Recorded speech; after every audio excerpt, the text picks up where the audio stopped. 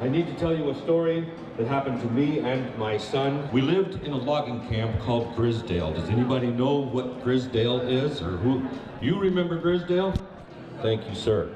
It was a logging camp that was in the upper Wynoochee Valley, and for many, many years, 40 years that was open, and it closed in 1985.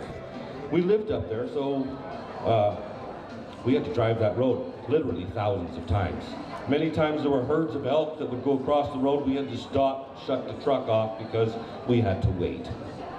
However, one night after going to the Tacoma Dome to see the big wheeled trucks, me and my son Ben were coming back up the road, and we were on the pavement.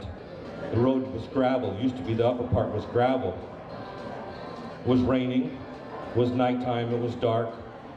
Windshield wipers were going. It was late. Something was up in the road in front of us. We weren't sure what it was. Ben was awake. Of course I was driving. And it came across the road, and it was big enough, I thought to myself at first, that must be an elk. Oh no, it's time to put on the brakes. It was above the Wishkah Valley. But it was not an elk, and it was only one. It turned its head and looked at us.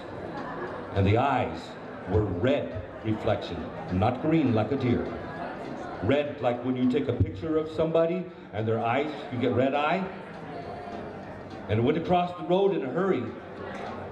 And I froze because I didn't know what it was. I'd been working up there for many, many, many years. I didn't know what to say, except I looked at my son and I said, Ben, did you see that? And Ben said, yeah. I drove for a moment or two more, and Ben said, what was it? And I said, Ben, I don't know what that was. And to this day, I cannot tell you, honestly, that it was a Sasquatch. I'm not going to mark myself down as a believer, but I promise you, as the day is long, that this is what I saw, and I have never been able to identify it. Red eyes looked back at me, taller than the truck, quickly across the road, about the size of an elk. Ben, raise your hand, Ben.